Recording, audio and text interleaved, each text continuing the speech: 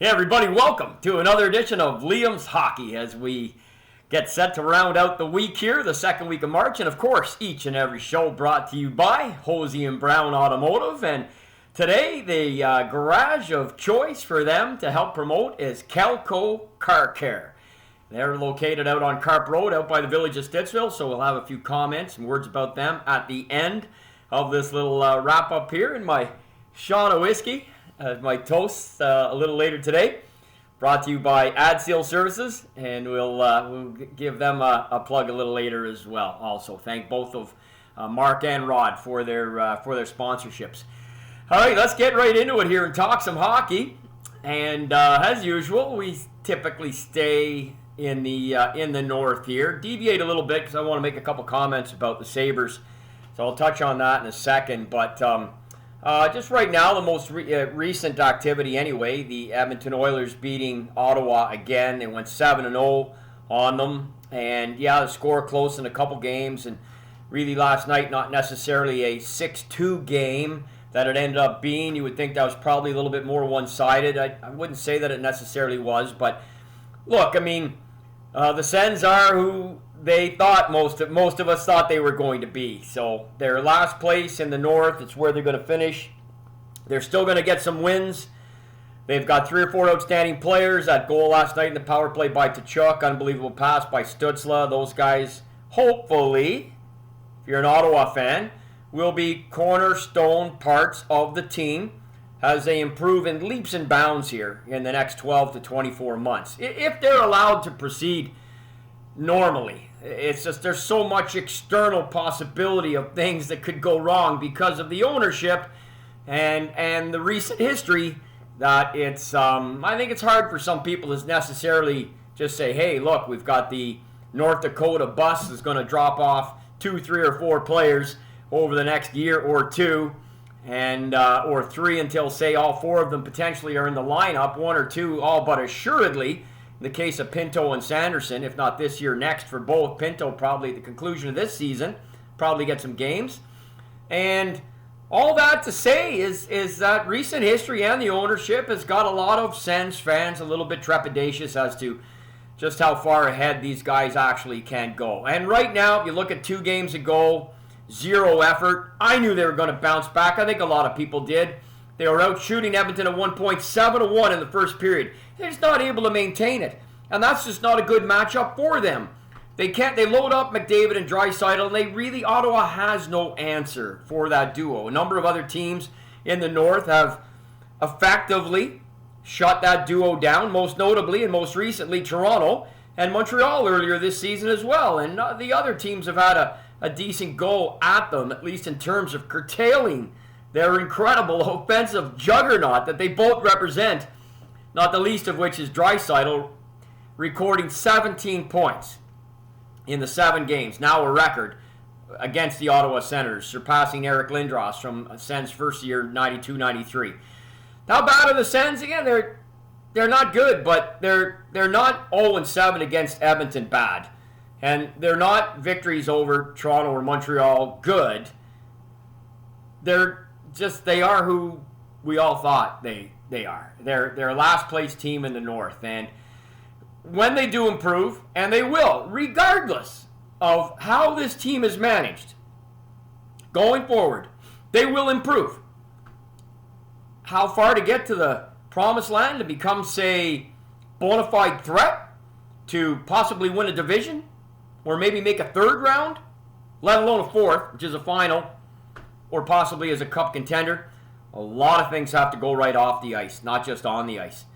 Put all the personnel in place you want, but whether Pierre Dorion or DJ Smyth, and then again collectively under the umbrella of the ownership of Eugene Melnyk, big ifs, big asks.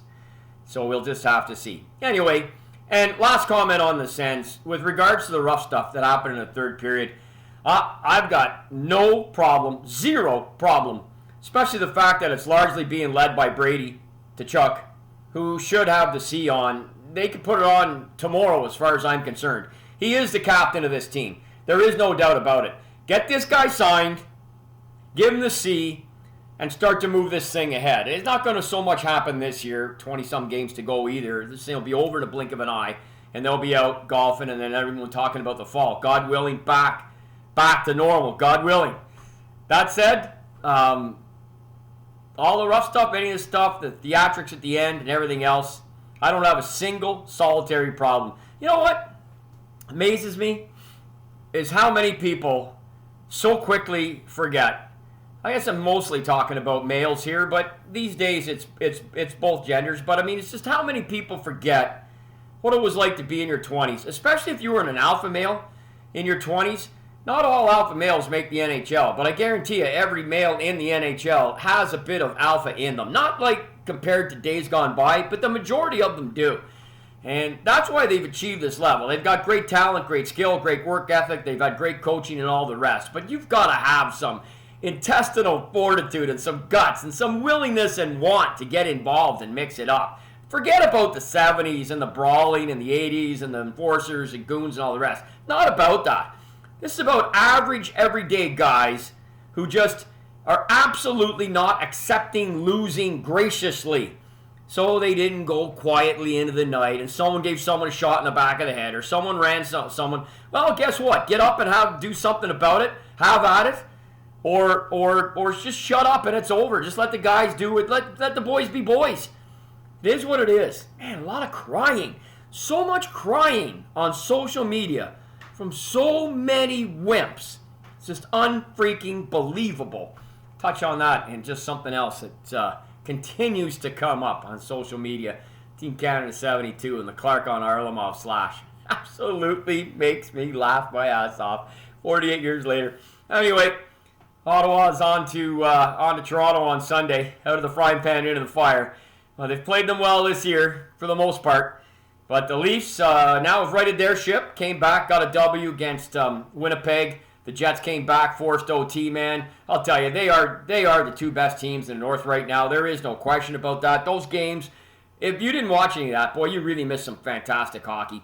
That was really, really good hockey. And Matthews' goal in OT was all world, no doubt about it. I mean, if it wasn't the Barzell goal, which is probably up for goal of the year, or one of the 5 or 6 that McDavid scored, it's in the running. And yeah, it was that good. To make a move that quick on the backhand and throw it upstairs, it's pretty special. Radulov can do it. I've seen him do it a lot, but just not at the same speed as Matthews. And certainly Sidney Crosby can do it. He's probably got the best backhand in the league. I've seen him do it with speed and everything else. But look who you're talking about. It's the most gifted players in the game, of which Austin Matthews definitely is.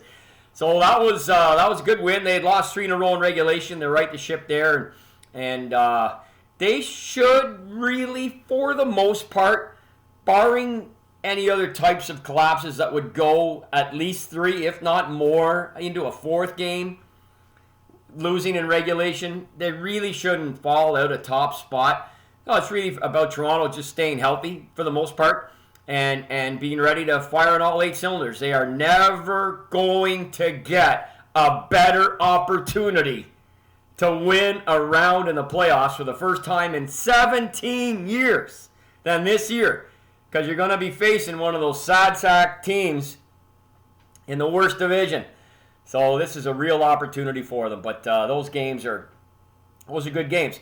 Tell you, Toronto and Winnipeg wouldn't look out of place in a couple, in 2 out of the 3 divisions anyway that are particularly strong south of the 49th here. So respect to the Habs. They had their best game of the year against Vancouver. Had to play less than 24 hours later. Brutal schedule. Everybody's got to go through it. It's why there's a large part of this season. And I just wrote this to somebody. John Poirier. We communicate on LinkedIn. I said, look, man, I'm really giving everybody and every team a mulligan on this year. I mean, great. We're going to have hockey. Teams are going to make the playoffs. Teams are going to win in the playoffs. 2 teams will make the finals, and somebody will win the cup. But I'm giving everybody, if you need a better example, look at Mika Zibanejad in New York. Like, this guy right now has never really looked the same this year compared to last.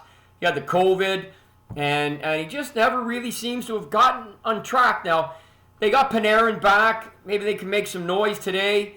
get some W's. I mean, they're already a real long shot to make the playoffs, and they lose Panarin under adverse, ridiculous circumstances. You lose, no question, not probably, your best offensive defenseman in D'Angelo, who blows his brains out on social media, loses his mind. He's out of the lineup. Trying to move the guy who wants him. He's clearly a cancer. So, you look at Lafreniere's trying to get his wheels going. I don't think they got the goaltending early that they want. Anyway, I'm kind of digressing here. Point is that I'm giving everybody a mulligan. I mean, don't think that what you're seeing necessarily, and I would even say that out of Ottawa, could be out of anybody. Don't think necessarily what you're seeing in the big picture is what's going to be the case next year if we have the start of a regular season, back to normal divisions, 82 games, 32 teams, and fans, most importantly, back in the building. It changed the schematic of everything. So, just big mulligan this year, notwithstanding the fact we're going to have a full gamut of playoffs and a Stanley Cup winner. So, Montreal, I'm calling them to beat Calgary tonight. I did engage with a few people. Post last game, Habs had less than 20 shots. That hasn't happened this year. I don't know if it's happened at all to them yet this year. They were dead in the water until Josh Anderson fought Milan Lucic. Did he win the fight? No. But did he hang in there, give a good account of himself? And he absolutely lit a fire under his teammates. They immediately played a much higher tempo game despite the fact they had 0 legs. And they scored shortly after that. Great tip by Corey Perry. Nice play by Shea Weber, making up for yet another gaffe in his own zone as his play continues to diminish, sadly, a little bit here. So they're going to need a real, and there just isn't any alternatives here.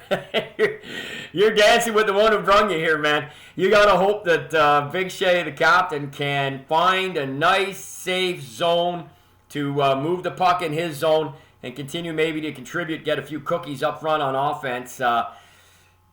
I mean, he did score a nice one a few games ago on the power play, but he's lost a step just in the confines of what we've seen in this COVID-shortened season. So Montreal, I think, are definitely a better team than Calgary. I think that the hiring of Daryl Sutter, as much as I love him, I love the family, I love everything he brought to the table, especially with Calgary back in the day. In 2004, what an incredible Stanley Cup final that was. An incredible run for Calgary all the way to the final, losing to Tampa, as we all know.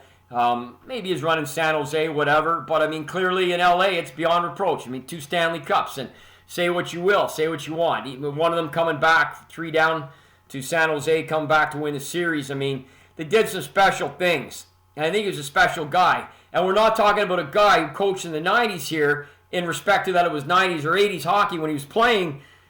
I just think he's the wrong hire at the wrong time. I mean, Calgary isn't going to do anything anyway. Even if they do manage to get into 4th, there isn't anybody that will make the playoffs in the North if, in fact, it does include the Calgary Flames that Calgary could beat, in my opinion. They gotta make some changes to that roster. They've got, again, like everybody, they've got some nice pieces. I don't know that Markstrom's given them the goaltending, frankly, so far that they had hoped, and they just don't have the depth. And boy, his first game, he plays Johnny Hockey against the Habs the other night. He plays Johnny Hockey 15 minutes and Monahan 16 minutes. You think you're going to roll that out game after game, try and make a statement? Look at me, I'm Daryl Sutter. This is what I'm doing. It just smacks of John Tortorella, who comes out now and says, I didn't bench Patrick Laine. Oh, well, John, he didn't play the last 6:36 of the game or in OT, even though he scored and for his first time in 5 or 6 games. Well, I didn't bench him. I mean, when does the BS end? And Daryl Sutter gets hired, he puts the guys through a bag skate. Everybody's going on social media, oh boy, look out.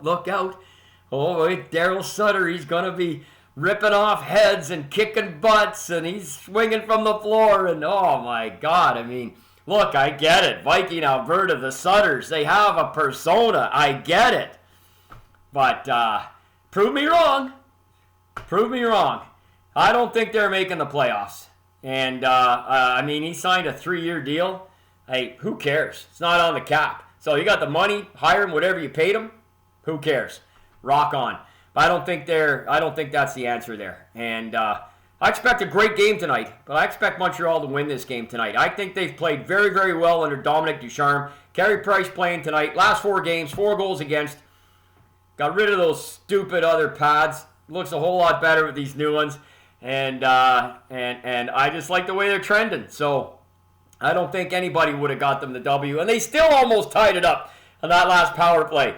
Paul Byron, Corey Perry, Thomas Tatar, and Deneau, again, all had chances in the third period. Could have tied that game. But anyways, they didn't. And give Calgary the due. They got done what they had to get done. So still got the hand going here. It looks a whole lot worse than it is. Actually, it's coming along nicely. I'll be on the first tee at Rideau when they open in May. Mark my words. My elbow holds up and one more shot up here in the shoulder and everything else, and I'll be just like this here, right here, just like Watterson, dazed and confused. All right. Couple other things here.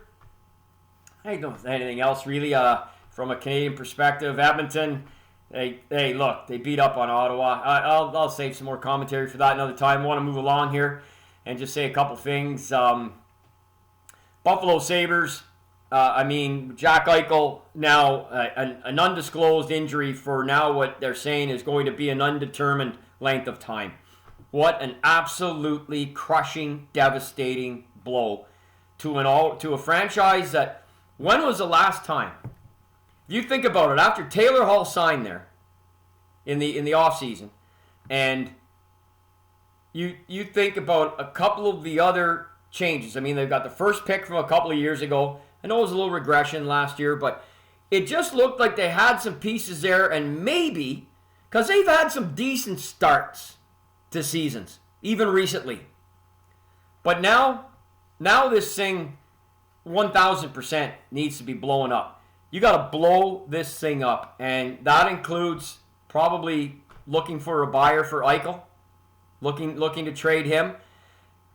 I don't know what you do with Jeff Skinner, but the odds of being able to move him are slim and none. And the buyout would be something that would be akin to a Rick DiPietro or Alexi Ashen type of scenario, right? Where 15 years from now you're still paying the guy. I mean, it seems impossible that you could consider doing something like that. But I don't know what else is available short term. You physically need 4, 5, 6 bodies out of that roster and new blood brought in. And I look at Ralph Kruger. I know he's got a great resume. And I just find it a little bit sort of an avant-garde type of hire. It's almost like, let's get the guy. He's got all this European influence, and that's where he really buttered his bread, despite the fact he's got North American teams and NHL teams on his resume. Just don't think he's the right guy.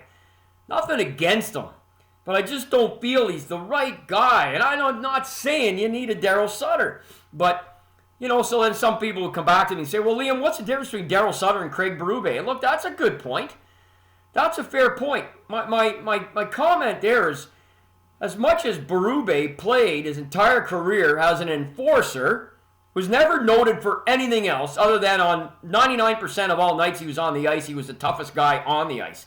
And all the teams he played for. And he was a beloved teammate, and he gave everything he had, as tough as nails. And now he's turned around as an interim coach, has a Stanley Cup win on his resume, and St. Louis will be a tough out again this year. I mean, they're going to be in extremely tough against Vegas. That was a hell of a game last night, too, by the way. 9 goals. It was a bit of a barn burner, some flukes, this and that. Fleury was COVID negative, positive. It turns out it was a negative test. He's back in. Like I said, I've given a lot of mulligans here. Point is, Berube is a guy that's in the Daryl Sutter mantra, if you will, but he doesn't conduct himself behind the bench or is coming in with this, or came in with this reputation that heads are going to roll, it's bag skate time, and your ice time, it's he just didn't present himself, even as an interim coach, when he replaced Mike Yeo in November, and on New Year's Day, they were in last place or second last. Within that 48-hour period, they were in last. Binnington comes in, starts kicking out BBs. We know the rest of the story. How much of that is Berube? Well, he's got to take some credit for it. There's no doubt. I'm just saying that you got hard-ass player, Viking Alberta Sutter brother, with all of everything he brings. Craig Berube, one of the toughest enforcers in NHL history. Everybody knows what you see is what you get. Nobody would want to screw with this guy. Hardly anybody wants to on the ice. No one wants to off the ice. You know he's going to have his players' respect. So does he need to have all the fire and brimstone that we're hearing now that Sutter is coming in with? I don't think so. That's the difference. You don't need to have that to be successful today. You can still be a coach that commands the respect of your players. You don't think Alain Vigneault has the respect of the Philadelphia Flyers. You don't think Butch Cassidy in Boston has the respect of those Bruins. I mean, if there's no pandemic last year, they'd probably go to the final. They were the best team in the NHL in March of 2020, by far, bar none. And they're going to be a tough out again this year. And they're going to that's a tough freaking division. Anyway, small digression on those points. But I don't like the Sutter hire. I just don't. Prove me wrong. See what happens tonight, man. I'll tell you. If they get the W tonight against Montreal, they're going to really close the gap. It's going to be a barn burner anyway. The Habs went 6 out of 7 there without a W. And now that's why they're down here. And they haven't got a point in extra time yet. That's why they're down there. Even if you give them 3 or 4 out of the 7 that they've lost in extra time, and they've got that big cushion because they got games in hand on everybody, even on Calgary, even though it's only 1. So we're in for a good one here. We're in for a good one tonight, and we're in for a good finish in all of the divisions for the playoff spots. Even though there's some separation happening in the Dallas doesn't look like they're going to be able to make it up even with the games in hand. So it looks like that division is fairly set. But we'll leave all that for another time. 2 other real quick comments and on to the boys. Some sponsorship, do a toast. And just want to say, saw NBC put out a tweet there earlier today. Who's the greatest defenseman of all time? I know they're just trolling. They're just looking to get traction, get action going on the Twitter feed. It's all good, right? It sucked me in. I chimed in, and I said, I mean, seriously, why would you even ask? I mean, it's Bobby Orr, and then it's everybody else.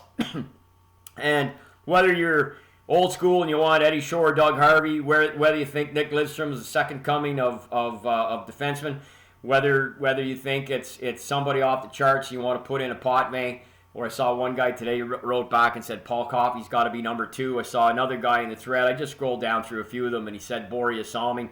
Man, all great defensemen, every single one of them. But it's difficult for people, and I'm gonna tell you what you do in this case. Here's how you do it. I'm an NHL historian. I'm the number 1 in the world. It's how I made my living for 40 years. So you can take this as gospel. Here's what you do. When you're making comparisons, whether it be individuals or more importantly, even teams, the first thing you have to do is you got to level the playing field, or in this case, the ice surface. So if you're going to compare Bobby Orr with Nick Lidstrom, or Eddie Shore with Denny Potvin, or what have you, you have to have them born at the same time. So you got to get your head around that. Okay? So if you're going to have Nick Lidstrom compared to Eddie Shore, well then have Nick Lidstrom born in 1902. So now you couldn't be born in Sweden in 1902 and make the NHL. So forget about that, but you got to make him born in that time period. Born and raised with whatever they had then for nutrition, which was none, for coaching, which was rudimentary, equipment, non-existent, one-piece wooden sticks that weighed 5 pounds, skates that weighed like 3, basically one step above animal bones on your boot for skates. I mean, come on. Eddie Shore won 4 Hart trophies. I mean, do you know how ridiculous it is for anybody to start talking about top defenseman of all time and not mention his name? It's like I said to one guy on Twitter. I said, well, look, make your own list and do it post-1970 and take Harvey and Shore out of it. Because if you're going to say, hey, I'm making my list of the best this, the best that in NHL history. Well, the NHL started in 1917. So if you are not able to definitively go back and talk about the 10s and the 20s and the 30s, NHL 1917, the 20s and the 30s and the 40s and the 50s, or those previous decades, then take them out of your equation. They're not out of mine, because I have spent my entire life researching, writing about, and interviewing people who played with and against all of these men. So, I just find it hilarious. Bobby Orr's the greatest defenseman of all time. Sort the other 9 out however you want. If it doesn't start and stop with Orr's number 1, your list is garbage. And the other thing, another thread today. Team Canada 72. Started by my good buddy Grant. I don't know, he must have tagged me. I can't even think now how I got onto it. Anyway, as usual, some crybaby on there about Clarke on Kharlamov. It always comes up. It's like I wrote to Grant later on in the thread. I said it's like there's a subculture that exists. Keep in mind, this series happened more than 48 years ago. 48 years ago, okay? I mean, Henderson scored 48 years, 5 months, and 13 days ago was the Henderson goal. The overwhelming majority of you even watching this never even saw it. Anyway, there's these guys crying on Twitter. Just crying. How Clarke, and again, I know I corrected them on it because they were very soon to go down the road that Clarke knocked Kharlamov out of this series. Listen to me, okay? Bobby Clarke / Valery Kharlamov, he never missed a shift. Never missed a shift in Game 6. He sat out Game 7 for one reason and one only, because they had a lead in the series. All they needed was a tie. All they needed was at least one tie in the final 3 games, and Russia wins that series. And they couldn't get it. We beat them all 3 games. So Kharlamov came back and played Game 8. Now, you want to talk about a broken ankle. Serge Savard, who played in the series, never played in a losing game, had his ankle broken the day after the Winnipeg game, which was the 3rd game of the series. They were in practice. He was blocking shots. He blocked a shot from Red Berenson, broke his ankle. He told me he couldn't even get his boot on. The only reason he was able to make it back in the series is because he had the break between Game 4 and Game 5, and including a week almost in Sweden, where they played 2 games. Obviously, Serge didn't play. So he was able to take those several weeks off and then shoot him full of drugs. And he went out and played, did not play Game 5, and he went out and played Game 6, Game 7, and Game 8. Now, he shouldn't have played in any of those 3. His ankle had hardly healed, but he had those weeks off. Now, people try and think that Kharlamov had a broken ankle. Never missed a shift, sat out Game 7, played Game 8. Serge Savard couldn't even get his boot on a broken ankle. Kharlamov had obviously a bad bruise. There's no doubt about it. Did it affect him? For sure. But the crying from the stuck pigs, that's what they cry like, over the fact that this happened, foregoing all of the other atrocities that were happening by both teams as this series progressed, and to focus on this, largely erroneously so, because I correct everybody all the time that Kharlamov, in fact, was not put out of that series. So come on. Get over it. Get over yourself. Get over the incident. Get over the whole thing. 48 years. Greatest moment in Canadian sports history. It always will be. Nothing will ever supplant that. Summit Series Team Canada 72. Game 6, Game 7, Game 8, all by 1 goal. Paul Henderson with the winner. All 3 games. Thank you very much. All right. So, shot of whiskey here momentarily. Brought to you by AdSeal. Look at this. Found this. AdSeal Services. AdSeal Waterproofing Specialists. There we go, Mark. Throw that on there. Can't really see it. But thank Mark very much. He's going to sponsor the whiskey here in just a second. But right now it's Kelco Car Care. 2076 Carp Road. So we have finally, in one of the garages of Hosie and Brown, we have stepped out of the core of the city here. And we're going down the Carp Road. Now, you may hear that address and you erroneously think we're going to Carp. No, you're not. You're getting off the highway, you're heading south towards Stittsville. And I'll explain that a little bit more. Something else that I really like that Calco do, as a lot of garages do, but they do, and they've got it on their website, and good on them for it. But Calco Car Care have been in operation since 1984. So another garage that's got some tenure, got some longevity, 37 years and counting. Fantastic. I've been in their bays. I've been in their operation.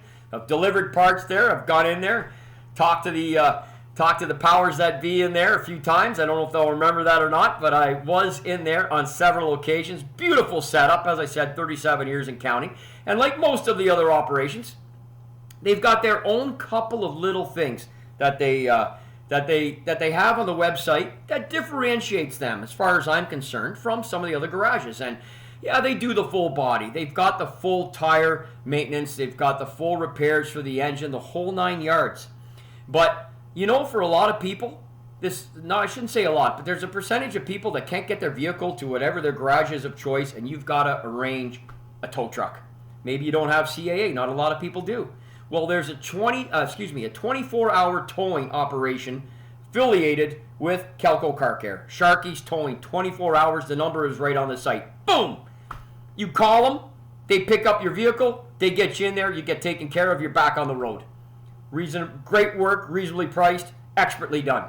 Boom, Calco Car Care.